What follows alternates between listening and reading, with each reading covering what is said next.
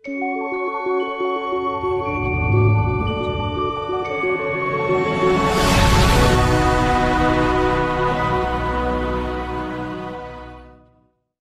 apa namanya itu PA kan secara aklamasi telah menetapkan kembali penyakit Halo, malam Bang. sebagai ketua PA. Itu eh, reformasi apa atau perubahan apa yang bisa diharapkan? Apa namanya? Kenapa Mister A? Maksudnya secara aklamasi sudah ditetapkan. Kalau kalau sudah ditetapkan Muzakir Manaf sebagai apa? Sebagai ketua di periode ketiga, ya kita apa, harapan-harapan masyarakat ada reformasi internal PA ini tidak terjadi. Yang ini sebagai bentuk kekecewaan masyarakat, seakan-akan ya PA minim dari sumber daya manusia, padahal ada banyak sumber daya manusia yang kemudian bisa ditempatkan di situ. Ini kalau kalau kita bicara demokrasi, artinya partai politik itu ya belum berdemokrasi ya. Artinya bahwa dalam anggaran dasar dan anggaran rumah tangga sudah ditetapkan pasti 2 periode, tidak diperbolehkan ke 3 periode. Bisa jadi ada revisi anggaran dasar. Tapi ini sebuah kemunduran kalau kita melihat ya. Artinya kalau ini ditetapkan bahwa Muzakir Manaf tetap sebagai ketua PA, ya artinya ini tidak terjadi apapun eh, tentang reformasi apa namanya reformasi partai ya. Kita berharap dari PA itu ada sebuah perubahan, ada memang betul-betul dia menjadi sebuah partai yang modern, yang demokratis, yang menjadi harapan kita. Tapi ketika kondisinya seperti ini ya bisa jadi masyarakat menjadi kecewa, simpatisannya juga akan kecewa. Karena 5 tahun terakhir ya kita tidak melihat apa yang menjadi terobosan yang dilakukan oleh PA yang hari ini terus mendengungkan yang namanya MOU Helsinki, yang terus mendengungkan undang-undang pemerintah Aceh. Salah satu yang hari ini yang tidak bisa diimplementasikan adalah yang berbenturan dengan kebijakan pemerintah pusat adalah Pilkada tahun 2022. Ya, itu juga salah satu kelemahan ya kita. Kita tidak mampu meyakinkan pusat bahwa kita punya aturan, punya undang-undang tersendiri dalam mengatur kewenangan kita, khusus kita. Ya. Ya, kemudian yang kemarin itu ya terkait dengan apa tambang ya. Kewenangan kita juga dibatasi oleh pemerintah pusat. Dalam investasi asing itu harus melalui pemerintah pusat. Belum lagi berbagai kebijakan ya yang sudah dituangkan di dalam undang-undang pemerintah Aceh itu yang kemudian tidak diimplementasikan. Ya. Banyak hal ya, banyak hal diantaranya misalnya ya di antara yang bisa kita lihat adalah MAA hari ini juga menjadi persoalan dilematis yang hari ini juga menjadi terbelenggu, ketuanya belum ada secara definitif. Ya. Kemudian dalam penguatan pendidikan, ya. Pendidikan itu kan bagian dari keistimewaan kita, tapi kemudian pendidikan hari ini juga menjadi di bawah standar nasional. Nah, ini juga bagian dari kegagalan. Nah, dari perjuangan, ya, dari perjuangan yang meningkatkan harkat dan martabat Aceh, ya, seharusnya kan punya strategi, punya upaya yang apa yang harus dilakukan. Karena dia punya anak buahnya di parlemen, ya. Punya anak buahnya di parlemen yang kemudian bisa dia mainkan berbagai gagasan melalui berbagai regulasi dan kebijakan, termasuk di dalamnya adalah anggaran. 2024 ini bakal beda karena ada Ya, 3 partai politik yang dinilai berbasis Dayak atau para ulama. Ada PAS Aceh yang baru mereka ucapkan syukuran akbar, kemudian ada GAPTAK, ada PDA. Dan ini partai yang dinilai punya basis Dayak atau para ulama. Kemudian ada partai lokal lain seperti PA, SIRA, dan PFA. Ini kan basisnya mana nih? Dalam kontestasi 2024 ini macam mana? Kita telah terhubung dengan Pak Usman Lamreng, pengamat sosial politik dari Universitas Abiyatama. Bagaimana Pak kira-kira pendapat Bapak? Terkait dengan peluang-peluang pemilu di tahun 2024. Kita ada beberapa parlok yang kemudian sebagai kontestan pemilu tahun 2024 ke depan. Ada Partai Aceh, ada Partai PNA, ada Partai Sira, ada Partai PDA, kemudian ada Partai Gaptar, kemudian ada Partai PAS ya. Itu di antara parlok ya, kursi di parlemen, baik itu di DPRA atau di DPRK kabupaten kota. Tentu di dalam pemilu ini tentu punya peluang, semua punya momentum ya. Namun kemudian kalau kita lihat ada partai lama itu ada PDA, ada PA, ada PNA, ada Sira, dan ada partai baru ya, partai baru yang kemudian nanti juga akan bertarung, di antaranya Partai Gaptar, kemudian ada PAS ya, dan kita bisa klasifikasi partai tersebut ya. Ada PDA dan Gaptar, itu kan partai daerah ya, berafiliasi dengan daerah, dan kekuatan massa mereka juga dari daerah, yang kemudian juga bisa jadi kekuatan mereka dari masyarakat harus, misalnya Partai PA, Partai PNA, Partai PDA, kemudian ada Partai Sira. Namun kemudian kalau kita lihat peluang-peluangnya, memang kita klasifikasi ada dua kekuatan di sini, kekuatan partai lama dan kekuatan partai baru. Saya melihat di partai lokal yang baru ini memang ini bagian momentum yang mungkin bisa dimanfaatkan oleh partai baru. Salah satunya adalah PAS yang kemudian yang di dalamnya ya para ulama di dalamnya, para santri pengurusnya, kemudian juga para tengku ya.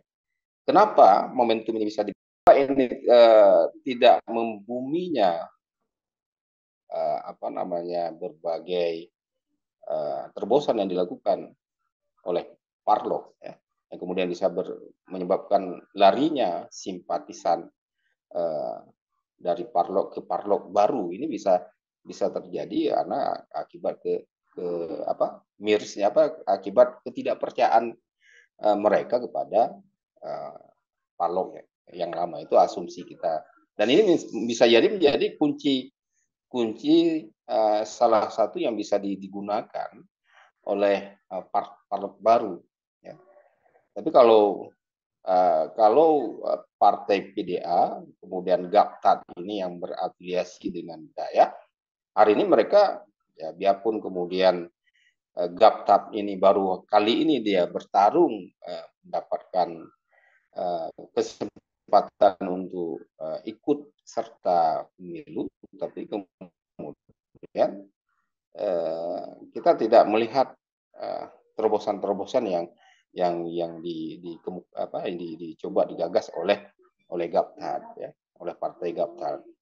Karena pencetus partai Gaptar ini kan juga ulama, tapi kemudian dia juga kalau kita lihat dari elektivitas popularitas beliau ya, itu juga hari ini sepertinya tidak membumi kan. Mungkin bisa jadi ada rasa kekecewaan masyarakat terhadap beliau yang gagas dari partai Gaptar. Tapi kalau PDA ini juga karena dia adalah bagian peserta pemilu, 3 pemilu yang sudah dijalankan, tapi kemudian tidak memberikan kontribusi yang menjadi harapan masyarakat.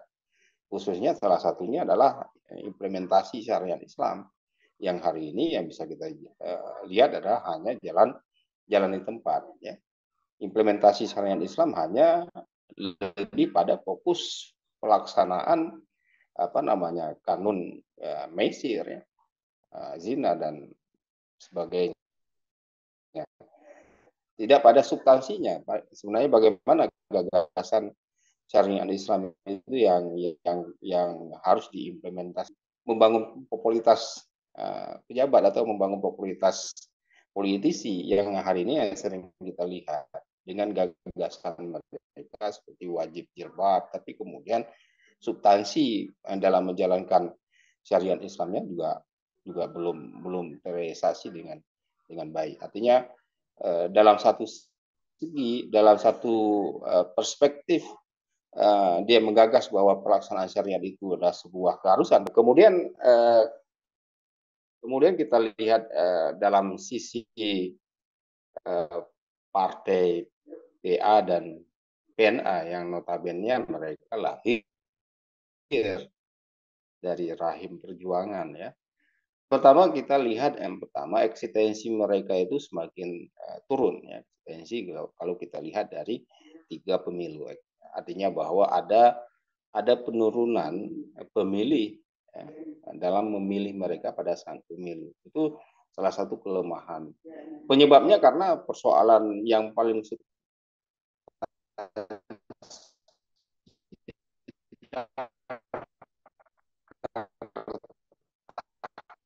akan di internal, keretakan internal para orang-orang tua yang hari ini yang sudah ada yang keluar dari PA, kemudian ada perdebatan tokoh tua dengan tokoh muda sehingga perdebatan ini sehingga terjadi turunnya eksistensi PA. Kemudian ditambah lagi dengan berbagai implementasi dan realisasi janji politik yang kemudian yang menyebabkan mereka pemilih ini sudah mulai ragu karena apa yang dijanjikan pada saat itu tidak berbanding lurus dengan implementasi.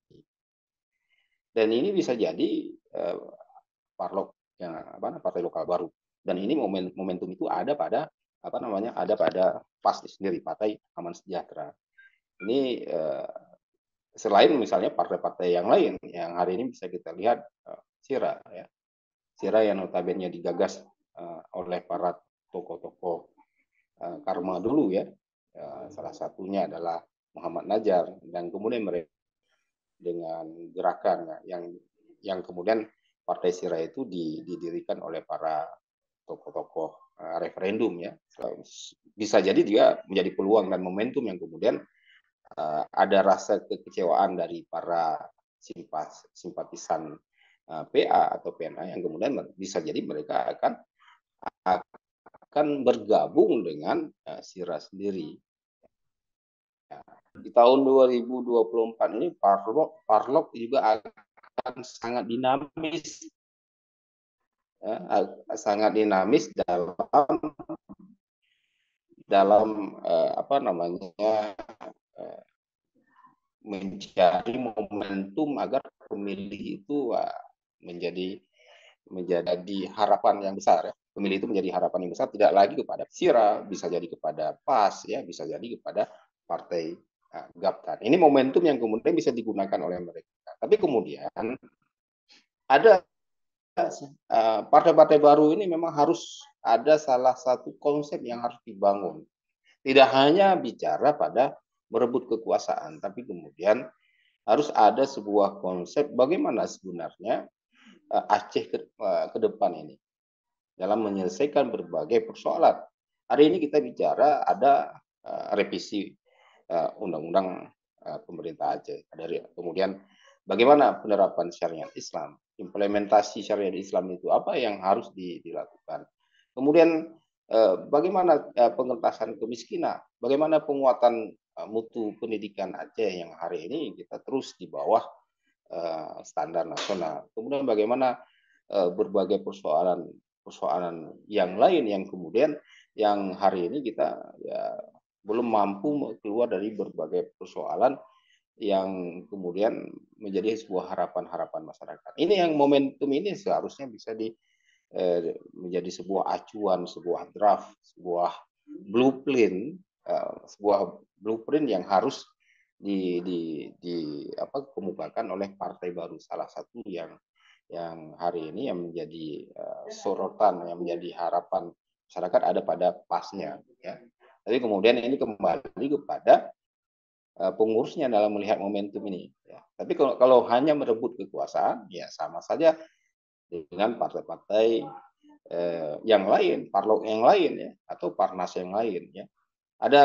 Kita berharap ada di antara 6 parlok itu atau 6 sampai 7 parlok itu yang hari ini kita berharap ada sebuah terobosan yang kemudian ada sebuah blueprint dalam penyelesaian berbagai persoalan Aceh yang hari ini menjadi sorotan masyarakat kita sendiri dan kemudian menjadi sorotan masyarakat nasional.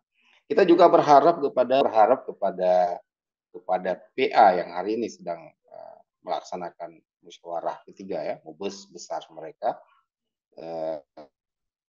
dan seharusnya di mubes ini ada sebuah terobosan yang harus dilakukan oleh PA sendiri. Salah satunya adalah reformasi internal. Reformasi internal itu menjadi penting. Artinya penempatan tokoh-tokoh muda yang kemudian tokoh-tokoh muda itu punya pengaruh, punya SDM yang cakap, yang kemudian dia harus ditempatkan pada posisi-posisi strategis ya, termasuk kalau bisa jadi menjadi ketua umum ya. Artinya ada sebuah reformasi karena bicara dilihat dari audiens pemilih nantinya pada pemilu nanti, karena banyak sekali pemilih-pemilih milenial yang kemudian tokoh-tokoh tua ini tidak begitu dikenal oleh anak-anak muda, dan ini bisa dimanfaatkan oleh tokoh-tokoh muda di partai. Kemudian juga harus dievaluasi selama 5 tahun ini apa kontribusi PA terhadap masyarakat, apa yang sudah dilakukan ketika mereka sering bicara tentang perdamaian, ketika mereka sering bicara tentang MOU Helsinki, apa yang sudah diimplementasikan ya, terkait dengan undang-undang pemerintah Aceh hari ini yang kita tahu bahwa dalam perjalanan banyak sekali kewenangan-kewenangan yang sudah dicabut ya. Salah satunya adalah pengelolaan tambang ya, pengelolaan migas ya. Pengelolaan tambang malah ada kewenangan yang dibatasi. Dan kemudian bagaimana implementasi ya, undang-undang pemerintah Aceh yang hari ini kita melihat undang-undang itu tertulis dengan rapi yang kemudian minim implementasinya.